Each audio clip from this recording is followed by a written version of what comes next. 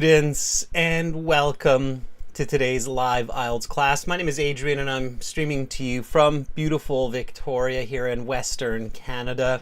I hope you are all having an amazing day wherever you are in the world today. Students, in this class, we're looking at an IELTS listening section.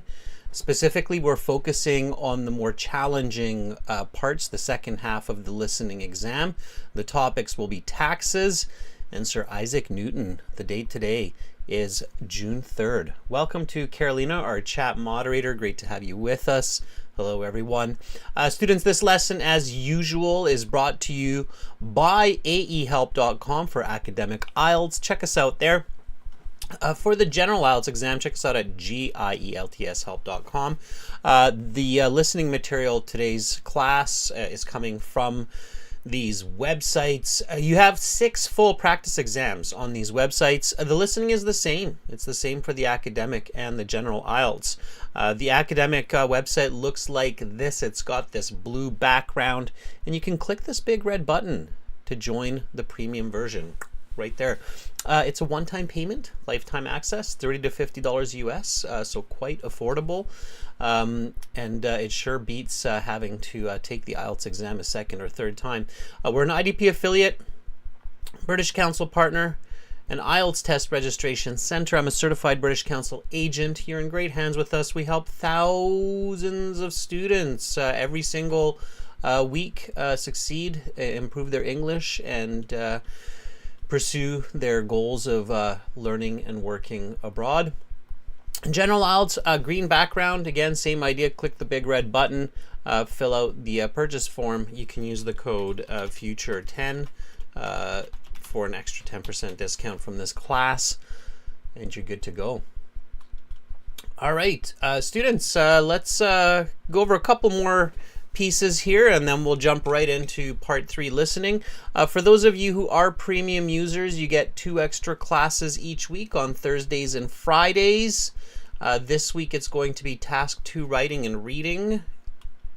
For those of you who are not premium users yet, check out this link for those classes. Okay. The apps are Academic IELTS Help and General IELTS Help. The apps will link to the websites in the More function. Instagram is IELTS, AE Help, and GIELTS Help. And if you have questions, just send me an email to adrian@aehelp.com or admin@aehelp.com. All right, students, so again, right now it's listening, part 3, part 4. Tomorrow is speaking. We will speak to each other. You will be able to use Zoom during the YouTube class. Okay. And then again on Thursday and Friday, we'll have task 2 writing and speaking for premium users. That's all on Zoom. Okay, those are 75-minute classes. All right. Okay, students, so last week we did part 1 and part 2 of this exam. Oh, by the way, students, subscribe to the channel. Click like if you're enjoying the class. That way you get notifications of all these classes that are upcoming. You can check out this speaking video here. All right. Listening. Students, you need to be active listeners. Okay.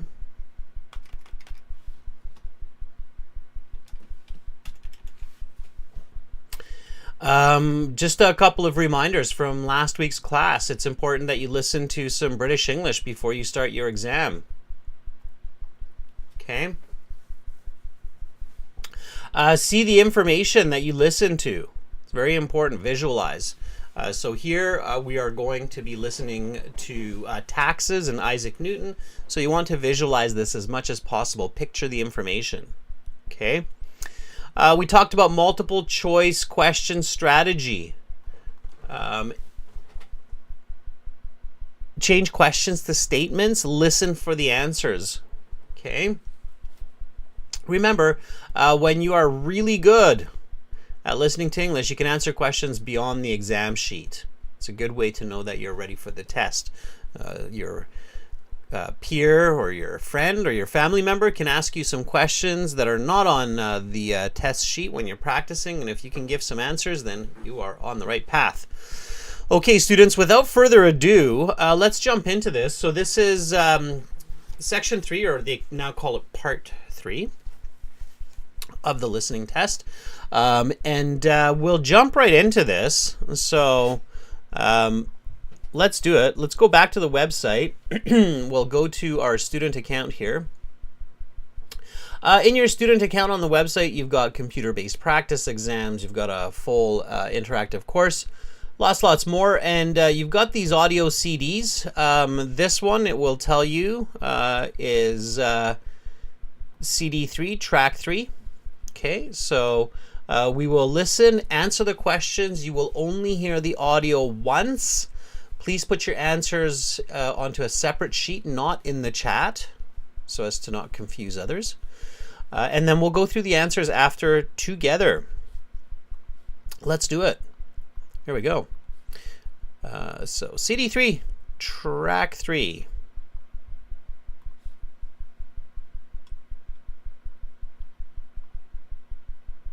Now turn to section 3. Take some time to look at questions 21 to 26. All right. Got to plug in the right headset here for myself. Okay, everyone, let's start that one more time. Now turn to section 3. Okay, here we go. Take some time to look at questions 21 to 26. 21 to 26. Listening section 3. You will hear a public forum discussion between the moderator and 2 contributors, Dr. Philip McPhee and Dr. Ron Tatum, both political scientists at the local university, talking about the nature of taxes in society.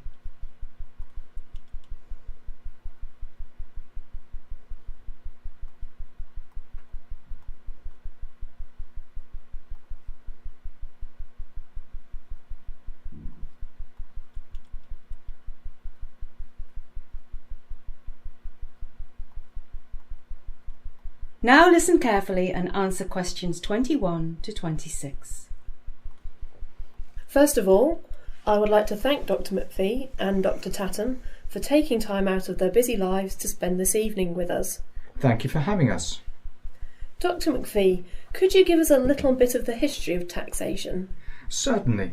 Taxes have been around almost as long as civilization itself. There are records of taxes being collected by Egyptian pharaohs approximately 5,000 years ago. It was customary to give 20% of your production to the pharaoh, and those who evaded taxes were severely punished. Dr. Tatum, what are the reasons for taxes? Well, there are essentially 3 major reasons for taxes. The first and most obvious reason is revenue. Governments need money, and taxes fulfill this need. The government then spends this tax revenue on investments that are good for society, such as healthcare, schools and roads. Funding the army would fall under this category as well. The second reason for taxation is for the redistribution of wealth. In simpler terms, this means taking money from the rich and giving it to the poor. Many societies do this out of a belief that it is the responsibility of the government to look after the poor people in society. I'll let Dr. McPhee talk about the final reason for taxation, called repricing. Thank you, Dr. Tatum. Yes, the third main reason for taxation is called repricing, and by this we mean changing the price of a product to a different, generally higher price. This may sound quite strange, but if you bear with me, you'll see that it makes perfect sense. In general, products are allowed to be priced in a free market. That is to say, whoever can provide goods for the lowest price is the most successful. However, there are certain types of goods that we don't allow to go to the free market. In many countries, these are goods like tobacco and alcohol. These goods are subject to a repricing tax, which is used to discourage people from using the product. Also, these repricing taxes help offset the future medical costs associated with the people who use tobacco and alcohol excessively. You now have some time to look at questions 27 to 30.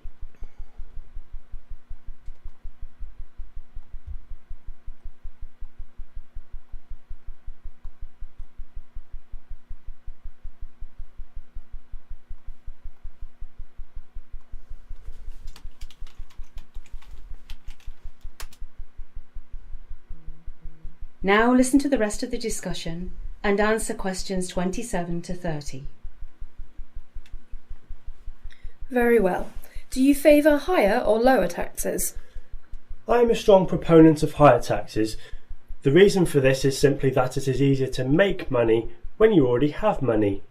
This gives a massive advantage to those people who may have inherited money or come from rich families, because money is so much easier to gain for these people if used wisely. Taxing them seems only fair and for the greater good.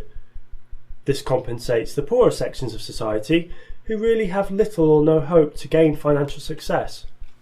I understand Dr. Tatham's position, but one has to be wary of the fact that if taxes are too high for businesses, then those businesses will leave the country in favour of countries with lower taxes. Of course, it would be nice if we could legislate a worldwide tax structure, but this is simply not attainable. And I'm sure by the time it becomes attainable, companies will likely have opportunities to leave for another planet with more favourable tax structure. Yes, you're right, Dr. McPhee. We must always be mindful of staying competitive. It is like a tightrope we must walk between compensating those less fortunate and being able to stay competitive in the market. Because if we fail to be competitive, then tax revenue will dry up, resulting in no money at all for the lower economic classes. So this is an extremely difficult balancing act. Which leads to my next question. What is the future of taxation? I believe you will see higher taxes in 50 years than there are today, just as we have higher taxes today than 50 years ago.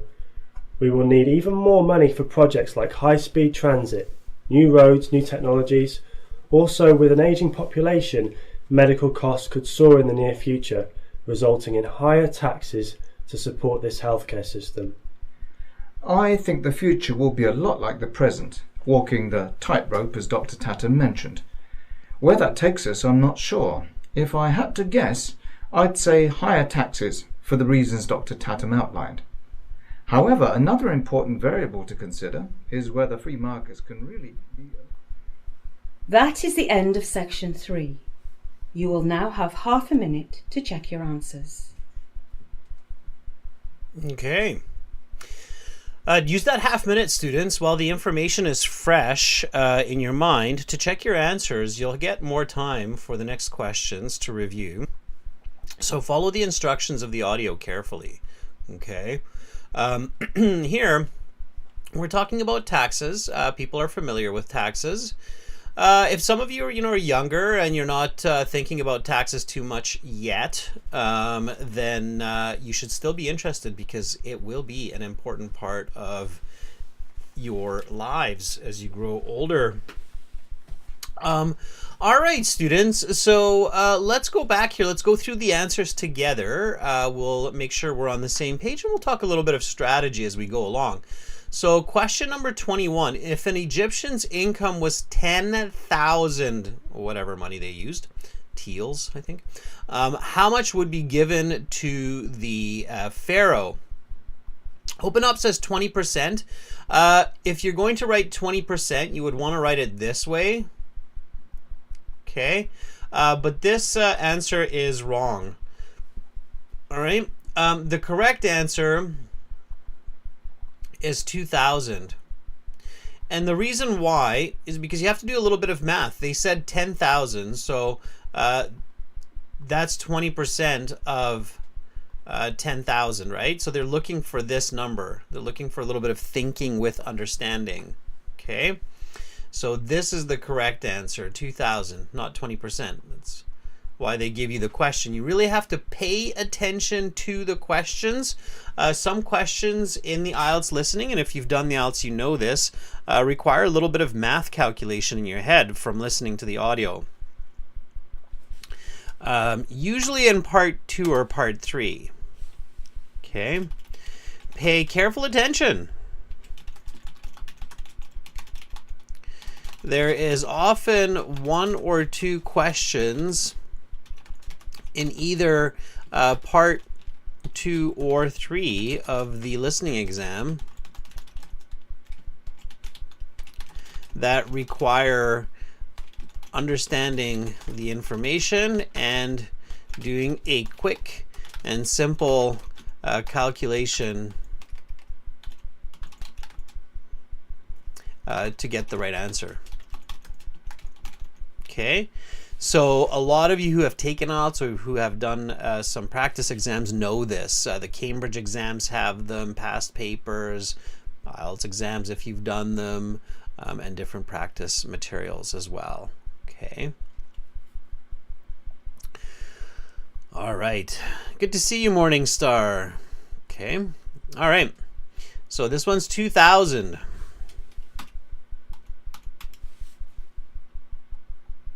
It's 20% of 10,000.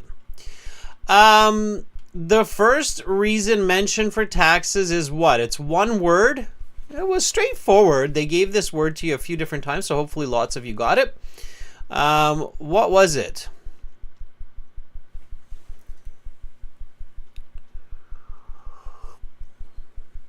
Very good, everyone. I see lots of you saying the same answer. It's revenue. Yeah, income, to make money. Right? Revenue. Very good. The second reason for taxes is known as what? It's kind of the Robin Hood reason of taxes. Also starts with an R. They all started with an R, all three reasons. Yeah, very good. It's redistribution. Yeah. Take money from the rich and give it to the poor. They have the definition right here, everybody. There's the definition for it. Okay, so redistribution. Open Up says kind of wrongful. I'm not sure what you mean by that, but redistributing finances is important. Otherwise, some people really end up with not a lot of money. Okay. Then they gave the third reason. What was the third reason? So students, to do well in this listening, hopefully everybody caught the third reason. The third reason for taxes is, yeah, very good, Ariadna. Very nice. So Ariadna says the third reason for taxes is repricing. Yep. So adjusting the price of products. Why? So everybody, why? Why should some products prices be adjusted? What was the reason? If you can answer these questions, you'll be able to answer this chart, no problem. So this is what we talked about at the beginning of class. Remember? Here, we said when you are really good at listening to English, you can answer questions beyond the exam sheet. And this is a perfect example of where you can do that. And then the chart becomes quite straightforward. It becomes quite clear. So the third reason they talk about for taxes is repricing. Why should some products be adjusted? Why should there... Ariadna says, so more people are able to buy them? No. That's not why. What is the reason? And again, when you can do this, so there aren't any quick, easy tricks or tips, students. If you're just listening for keywords, or you're listening for the same word over and over again, you'll do okay, but you won't get those really high band scores. Yeah, so one student says their impact, their social impact, right?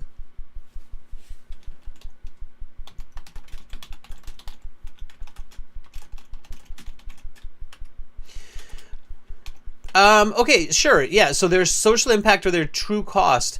Like what? Okay, what would be an example of a product that needs to be repriced because of its true impact? What has these repricing taxes? General goods do not open up. General goods do not have them. So for instance, food does not have this. Okay. Yeah, hopping up says alcohol. Alcohol has it. Cigarettes, yeah. Tobacco. What else? So students, they mention these two. They mention alcohol and tobacco. There's another one that we often use even more than alcohol and tobacco, and it has repricing tax. What is that? What is that? Let's see how many people are thinking critically. Critical thinking and thinking smart. Learn from the IELTS. The IELTS is giving you topics that are actually quite important for most humans' lives. It's good to learn this, especially if you're a young adult and you're kind of new to adulthood. So alcohol you're paying, tobacco you're paying. Joanna, you're not paying for general goods. General goods do not have repricing tax. And most countries, if not all countries, have this. Even if you don't have alcohol, tobacco, you still have other products that will be repriced. What else? Think critically, students. You should know this. Van Fum says drugs. I don't know about. I'd have to check if pharmaceutical drugs have them. Of course, illegal drugs don't because they're illegal. They don't have any tax. Some plastics, yeah, sure. But think a little bit more critically. What else has them? Okay, you should know this. One of you should be able to give me this answer and say, of course, this has it. We talk about it all the time. We even give it names for the tax on this one, the repricing tax. Not a tattoo. Abo's tattoos don't have repricing tax. This is as far as I know. Anyway, oil, right? Petrol. Okay, because it's harmful for the environment, clearly, and for health, right? So, yeah, alcohol, tobacco, and oil, right? I'm surprised nobody came up with that. All that gas going into the air, emissions, right? They even call it a carbon tax, right? It's a repricing tax. Carbon tax is a type of repricing tax. Okay. All right. Segregated says, aha, of course. Petrol has repricing, right? Okay, now that you know this, you can figure this out very quickly of what's going on here. So here we have the product. Okay. So 26 is D, subject to repricing tax. And it's going to be something like alcohol or oil or tobacco, right? 24 is going to be E, general goods. Those are items like clothing. Some electronics have repricing tax on them too if they're harmful. So I'd be careful with electronics, and they're allowed to go to the free market. So it's E, B, and D. Those are the answers, right? And you'll know those very quickly when you can think about the repricing tax like that, right? Okay. All right, everyone. So now we get to this interesting question. Which three of the following are arguments in favor of lower taxes? Be careful. One guy was talking about higher taxes first. There's a lot of information here, students. If you're just looking at that information,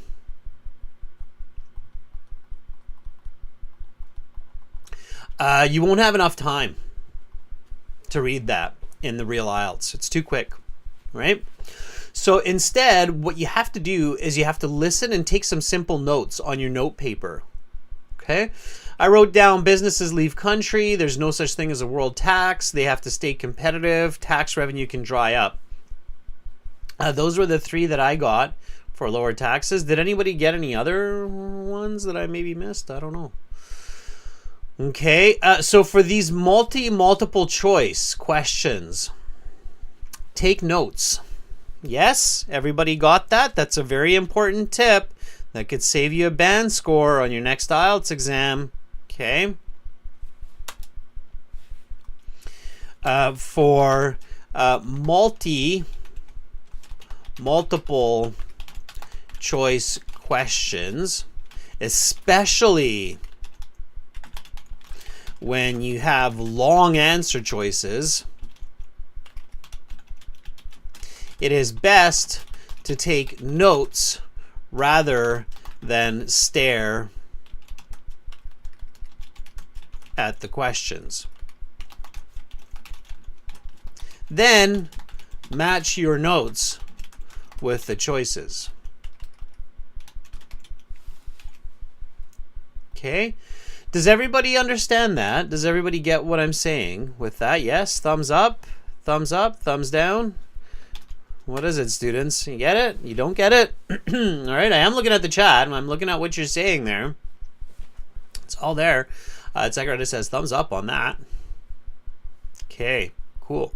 Yeah, so here, let's see. It is easier to make money when you're already rich. That was argument for higher taxes. Businesses will leave the country if taxed too harshly. Yes, they said that. That was one of my reasons, right? That was here. This is the first one. Businesses leave country. Inheriting money requires no hard work. They did not say that. A country must be able to stay competitive in the global market. Yes, they said that. Okay. That was here in my notes. Okay. A worldwide tax structure can be implemented. No, they said no world tax, so that's opposite to my notes. So we're not going to go with that. Lower taxes in the end up benefiting everyone, including the poor. Okay, favor of lower taxes. That sounds good. So those are your 3 correct answers. B, D, and F. Last one was a give me. It was easy. Sometimes they do this. What do the speakers believe about taxes in the future? They both said taxes will be higher. That makes logical sense too, because taxes are always going up. So they will be higher. There you go. C. Okay. All right. Students, good job. Well done. How did you do? What did you get from 10? Dev says got it. Right. Hoppin' Up says I got 8. 8 is good for part 3. Hoppin' Up, 8 is fantastic. Muy bueno. Right? It's excellent. Well done, Hoppin' Up. Excellent. All right. Nicely done. In part 3, part 4, your goal should be like 7 or more. Ideally, you're not getting more than 3 wrong. Icon 9 is good. Yeah, it's solid. Okay. All right. Students, let's jump right into part 4. Now, part 4 is a lecture in most cases, and there are no breaks. It's all just one dialogue or narrative. Okay. Let's do it. Here we go. Carolina getting a little chuckle in the morning. That's good. Lifting the spirits. Lifting the spirits. All right. Students, again, back to our website. Just for those of you who are coming in now, this is coming from aehelp.com. We're world leaders when it comes to IELTS preparation. We don't give you useless tricks that don't work. We don't give you false information. The IELTS is an English proficiency exam. We teach you effectively to master language, vocabulary, and communication together so that you get those high scores and not just succeed on the IELTS, but succeed in school and in life. So this is from aehelp.com, gieltshelp.com. We were the first to have an IELTS video on YouTube, and we are certainly one of the most popular places for everyone online to learn and study. Join by clicking the big red button. GIELTS Help, join by clicking that big red button. Then you get access to your student account with books, practice exams, computer-based tests, lots more. And it only costs $30 to $50 US, depending on where you are. And it's a one-time payment. You don't have to pay every month, just once, one time. And you get the app too. So, all right, here we go, everyone. Part 4. Now turn to section 4. Take some time to look at questions 31 to 40. Listening section 4. You will hear a lecture about English scientist Isaac Newton.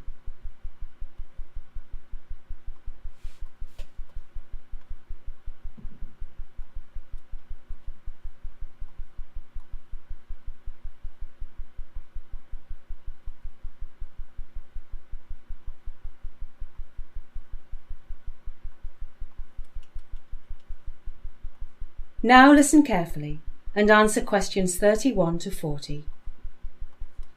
Today we are going to discuss the life and achievements of the famous English scientist Sir Isaac Newton. Many consider Newton to be the most brilliant man to have ever lived, and many consider his achievements the greatest ever achieved by one man. Newton himself was not so sure, as he famously told his followers, "If I have seen further, it is by standing on the shoulders of giants." While it may be true that he built upon the foundation of scientists before him, he still managed to see further than anyone else had, and to this day his accomplishments stand the test of time. Isaac Newton was born in England in 1643. He studied at the King's School in Grantham from age 12 to 17. After leaving school, his mother tried to make him into a farmer, but that was not going to be sufficient for young Isaac. A year later, in 1661, on the recommendation of one of his teachers at the King's School in Grantham, Newton was admitted to Trinity College in Cambridge, where he eventually became a teacher 6 years later. Newton is perhaps most famous for his work on gravity. A well-known story says that Newton realized the nature of gravity while he was sitting under a tree and an apple fell on his head. This story may or may not be true, but the underlying principle is valuable. Newton made the astonishing discovery that the same force that makes an apple fall to the earth also makes the earth revolve around the sun and the moon revolve around the earth. Until this time, scientists such as René Descartes and Gottfried Leibniz had believed that the planets moved in some sort of matter, something they called an ether. Newton demonstrated that no such ether was required. Descartes and Leibniz also had little explanation for why apples fall to the earth. Newton's theory accounted for this almost perfectly. During the 20th century, Newton's theory came under attack by the German physicist Albert Einstein, whose theory of relativity was said to replace Newton's theory of gravitation. This is simply not true. Einstein's theory is a landmark achievement in science, but it did not replace Newton's theory, it merely improved it. To picture this, think of a smooth ball, perhaps a billiard ball. In this experiment of the mind, Newton tells us that the ball is smooth. However, Einstein says that the ball has small imperfections, dents, cuts, and scrapes. Who is right? The answer is both of them. Newton is correct on a macroscopic scale. When we look at the ball from a distance, the ball is smooth. However, Einstein is correct as well. The ball does have imperfections. He is correct on a macroscopic and a microscopic scale. Another of Newton's important achievements is the reflecting telescope. Previously, Galileo had used lenses to construct his telescope, but Newton was the first to use mirrors in a telescope. Today's telescopes are almost all made of mirrors as opposed to lenses, which again speaks to Newton's brilliance. There are a number of reasons the mirror is an improvement over the lens in telescopes. First, mirrors do not warp as easily as lenses do, and by that I mean that lenses can lose their shape in hot or cold weather quite easily. Second, telescopes with mirrors take up less space because of their shorter focal distance. Third, telescopes with mirrors can be built far larger because the mirrors themselves can be built larger. An achievement of Newton's that must not be overlooked is Newton's discovery of calculus. Although the discovery was not without controversy, Gottfried Leibniz also claims to have invented calculus at approximately the same time. Nobody really knows the truth, but it is accepted that they discovered it separately. In any case, it was a brilliant achievement by both scientists. Newton died in March 1727, and his body was laid to rest at Westminster Abbey in London, in a famous above-ground tomb. He was 84. That is the end of section 4. You will now have half a minute to check your answers. Okay, students, check those answers. Again, very important. Let me stop the audio on our website. Tristan da Cunha and I... It's for the reading. So we have audio for the reading on the website as well. Students, there's so many. Just look at how many lesson videos we have on the website for you to learn from. It's well over 100 hours of just video lessons. And that's not even the interactive course. So is it worth the $30 to $50 US? Absolutely. That's my opinion. All right. So let's go through the answers together. Here we go.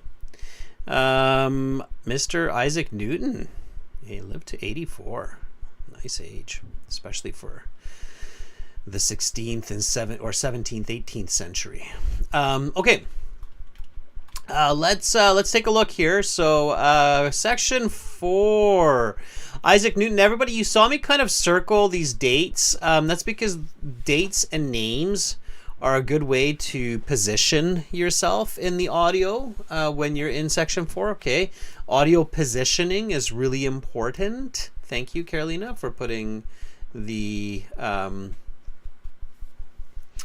links in there. Hopping up, you can absolutely trust your memory. Yep, that works too if you've practiced a lot and you've got some good listening. Yep, trust your memory. Okay, so here the answer is 12 and 17. Yeah, and you don't need the 2 because it's given. So age 12 to 17 is when Isaac studied at the King's School in Grantham. Okay. Then he leaves school and his mother attempts to make him a what? Mom's like, son, you're gonna be a... That's right, everyone. She figures Isaac will make a good farmer. Yeah. But Isaac does not want to be a farmer. He wanted to be something else. In 1661, again, the dates help you position. On the recommendation of his teachers, you should read these as you review especially. He's admitted to Trinity College in Cambridge. Right, it's one of the oldest universities in the world. 6 years after beginning, Newton becomes a teacher there. Very good. Yeah, it's the early days of Cambridge, right? So, yeah, Newton's a teacher there. Very good. Students, you're doing fantastic. Now here we had a few different famous people. Italian physicist, astronomer Galileo, British physicist, mathematician Newton, French and German philosophers, mathematicians Descartes and Leibniz, and Austrian physicist and mathematician Einstein. So different scientists from different countries who did what from different years, of course. Important individuals in history when you're in science. Number 34, believed that planets moved in some kind of an ether. Ether is like some kind of a jelly or jello or liquid. Number 34, it is C. Very good. A lot of you got that. Excellent. Yeah. That was the early theory. That was the first. They were like, yeah, it's like a liquid jelly that we're moving in. But no.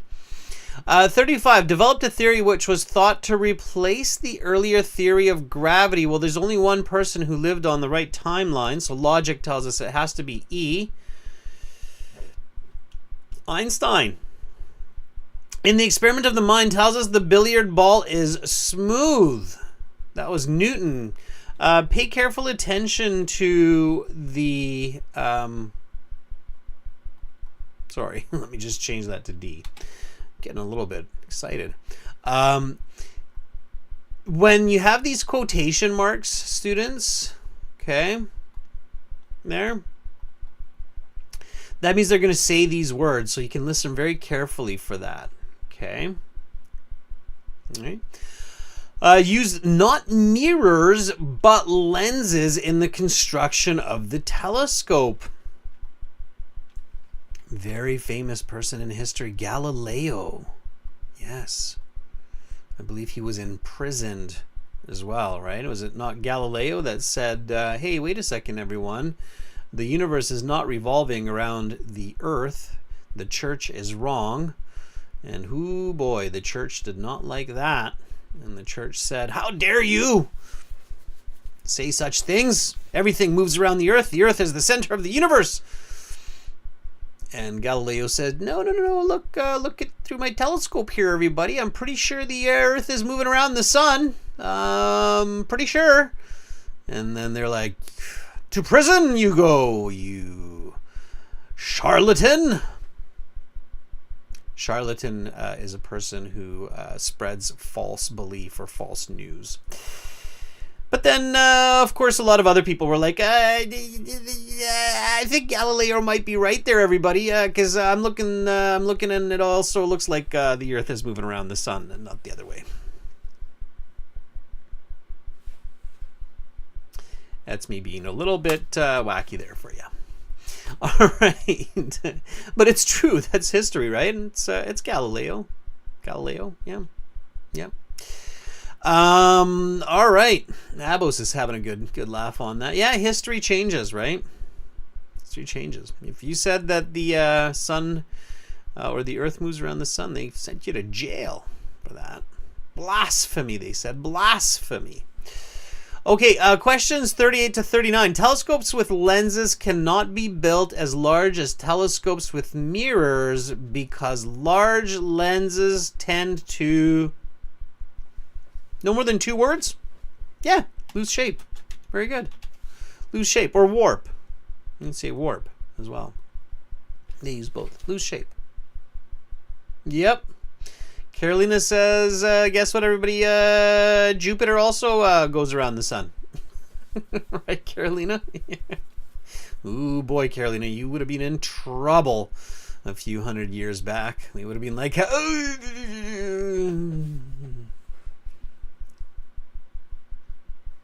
Lydia says, I'm 10 years old and I don't understand what is going on here. Lydia, that is okay. Just listen and do your best. We're doing the IELTS listening section. Telescopes with mirrors take up less space because of their reduced focal distance. That's the correct answer. That's a tricky one. Which statement is true? Newton and Leibniz discovered calculus together. No. Newton and Leibniz discovered calculus separately during the same period. Yes. Okay. Newton and Leibniz discovered calculus separately while working at the same university. No. They're from different countries. They did not work at the same university. I don't even know where Leibniz worked. Was there a university in Germany at that time? I don't know. Maybe by that time, yes. I'd have to check my history. Lydia says, interesting class, inspiring your ambition in astrophysics. Not just astrophysics, physics in general, right? Leibniz, Newton, Galileo, Copernicus, Einstein, Aristotle, Archimedes. Lots of different Chinese astronomers founded physics. Yeah, physics across the board. Okay, everybody, that was it. So how did you do, everyone? What did you get? What was your score? Some of you were probably in last week's class as well. If you missed last week's class, go back and do that. Part 1 and Part 2. It's already up on YouTube. Just look for these live classes and look for last week's class, last Tuesday's class. And you can do Part 1 and Part 2. How did you do? What did you get from 40? If you got 7 out of 10 or 8 out of 10 on part 4, that's not bad. Part 4 is pretty challenging. If I could get 7 or 8 in another language on that, I'd be pretty happy. Students, on the website, there is a score calculator. You find that at the bottom, the link. So like if you did all the questions last weekend, this weekend, let's say you got 25, then you got a band 6. Okay. If you got a 26, you got a, hey, look at that, 6.5, just one mark more. 27, 28, 29, all 6.5, 30, band 7. 31, 32, oh, 32, 7.5. 33, 34, 35, oh, band 8 for 35. Okay. Ibrahim says 32. 32 is a 7.5. Yeah. Okay, students, again, go to the website, sign up for the premium version of the course. It's definitely worth spending $30-40 on, and then you're good for your IELTS learning online anyway, on your mobile. General IELTS, go to gieltshelp.com. Click that big red button. Get all of our listening practice exams. There's basically 7 exams available. We have 6 from us and 1 free one from Test Glider. Yeah, it's in here. So you've got 6 full practice exams with us, and then you've got 1 free practice exam here with Test Glider. Okay. All right, students, that is it for today. Tomorrow I come back with speaking. Carolina, thank you for moderating the chat. Thank you for helping me out, for letting people know where to get some great courses. I hope you're having an awesome day in Argentina. And students, check out the websites.